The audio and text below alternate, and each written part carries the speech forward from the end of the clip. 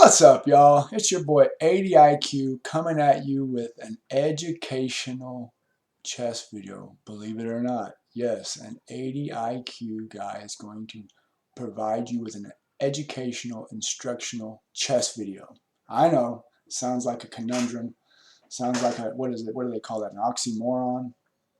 Nonetheless, for those of you who are familiar with me, I am doing a chess journey to 1800 on chess.com, and in my off time, I play games on lichess. Today, I got matched up with a 2002 rated opponent, very, very strong opponent. My elo at the time of this game was 1856, so opponent was quite a bit stronger than me. But I wanted to, the educational point of this video is to highlight a couple of different things. Number one, the familiarity that comes with playing a system where you put your pieces on the same squares pretty much no matter what your opponent does, and getting comfortable in that, because you put your pieces the same places every time, and you see, eventually you just see the same things over and over and over again. And so you've learned how to adjust and to deal with those things. And number two, the dangers that come with getting your queen out early and attacking poisonous pawns. Getting your queen out early, foregoing or kind of ignoring development, because what happens when you get your queen out early is it tends to get chased around and you end up way behind in development. A lot of times the queen ends up getting trapped. I made this 2002 rated opponent quit in 12 moves, and let me show you how. He starts out with e4. I play the standard move that I play, d6. He plays bishop c4, and I play, again, this is exactly what every one of my games look like in the opening. Sometimes I have to play knight f6 first and then d6, but this is what, for my setup, this is what it looks like, and then I typically would play c6 afterwards.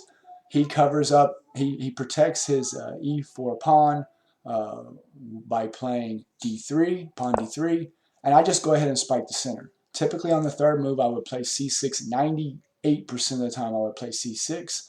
But in this position, the ideas of playing c6 in the check pierce are two different things. For me, the number one idea of playing c6 is to cripple the knight on c3.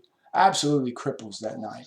And then the second idea is to get the queen out to a5, put pressure by pinning that knight, and then possibly picking up the e4 pawn.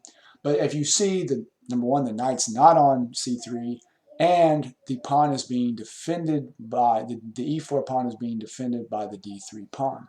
So right now, I don't see any reason to play c6. Although if you were just blindly playing your system, your check period system, and not paying attention and just getting your pieces where they go, I would have played c6 on the third move. He plays knight f3, and I pin his knight to the queen. And then again, another perfect example of why I didn't play c6. The knight's not going to c3. His knight is not going to c3. He's going to play knight b to d2 to protect this knight here.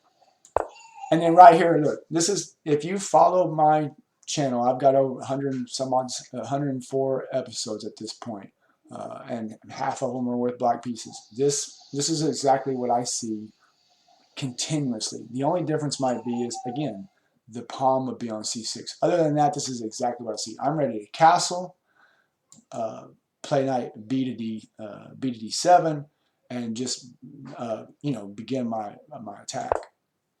But right here is an interesting, this is the educational part that I wanted to get, the second part of getting the queen out early, avoiding castling, developing, getting the queen out early to pressure this pawn, forcing me to castle, and to attack this poisonous pawn here on b7. I castle, obviously, and he takes the pawn. Engine right now has me up 0.4, even though he's up a pawn. I continue to develop by playing knight b to d7. He has to defend this knight, so he's either got to move it or defend it. Obviously, he probably wants to develop somewhat. I mean, this is a strong player, 2000 rated player. And then right here, I start just attacking his queen. And if you look at the evaluation, right now the engine has me at -4.0. We are on move 8. Move 8, I'm playing a 2000 rated player, and I'm -4, even though the opponent is up a pawn. The opponent is up a pawn, and I'm -4. So I put pressure on the queen.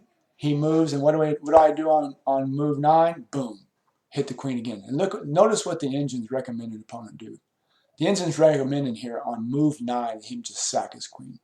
Already, he's -4.3, and they're just saying take the knight. Get what you can, take the knight. They already know he's losing the queen. Opponent doesn't take the knight, and he moves back. And then I find the really, really, really nice move. I'm sure if you're looking at it, obviously you can see what the engine's recommending here. But if you look here, we have all kinds, this queen is in all kinds of trouble. So because he didn't get castled, didn't get developed, right here we're looking at a discovered check on the queen. If we can get d5 in, and not only after we get d5 in, we're also putting pressure on this bishop. So he's going to lose the bishop. I mean, he's like I said, and you can see for yourself, -4.6 here on move 9, through 9 moves. Here I find the move d5, and it's just a crippling move here. Engine wants him to castle to get away from that pin. He's going to lose the bishop. He's probably going to lose the queen. Next move, he tries to save grace by playing pawn b4. But again, once I take, there his queen again is still attacked. Engine wants him to take the rook. Like, look, we wanted you to take the knight. You're even in a better position now. Take the rook. He still doesn't take the rook. And I get the bishop, and opponent just resigns. I mean, he's -6.7. He resigns after 12 moves. This is a 2002 rated opponent. And again, the two educational points here are, and again, I'm not an instructor, but I think for someone who's maybe a little bit lower, maybe just getting started out, you might hear, like you'll see lower rated players a lot just get out with their queen and just start chasing you around.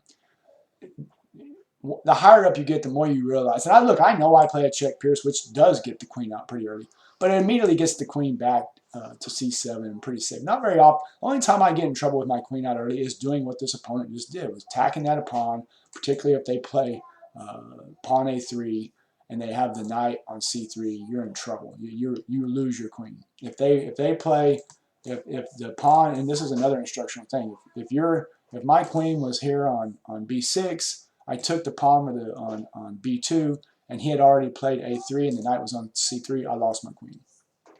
But yeah, so a lot of lower rated players would just get out and start chasing you around with your queen, and what happens is you end up developing at their expense. I sometimes play the Duras. I haven't in a long time, but I used to play the Duras Gambit just for fun. Worst statistical opening you can play in chess. But believe it or not, it can be pretty successful, because what happens is the opponent gets their queen out, and you're just chasing the queen with every move. Next thing you know, you're fully developed, and all he has is his queen out. Or it ends up getting trapped. But right here's a perfect example of that. All for this b7 pawn, which, what does that do? I mean, what is it even going to do for you? I mean, it's not, that b7 pawn's, you didn't get anything else, you're behind in development, and you end up resigning on 12 moves to an 1856 player, and you're a 2002 rated player. So again, the familiarity with doing the same, playing the same system, the same moves every time, and just being comfortable in your element, as well as knowing when you see your queen out and they chase some kind of pawns like this, develop at the queen's expense. A lot of times it will get trapped, especially early in the game. There's not a whole lot of squares. So anyway, a little bit of an instructional video. I haven't done a whole lot of stuff like this. I hope that I encourage you to go to my playlist and follow my journey to 1800 on chess.com. And if you like these kind of videos, let me know in the comments, and maybe I'll make some more on, because right now my chess training is playing a game of lichess every day until I lose. So I'm playing, it could be 0 games, or it could be 10 games a day, or however many I lose. So I do run into to interesting games like this. Like I said, I think the main interest in this is, like, this is a very, very strong opponent who resigned in 12 moves. And I think most of it is just, again, the familiarity I have with my opening, as well as him kind of breaking one of the chess principles and getting his queen out, chasing a poisonous pawn. So I hope you guys have a great day. God bless.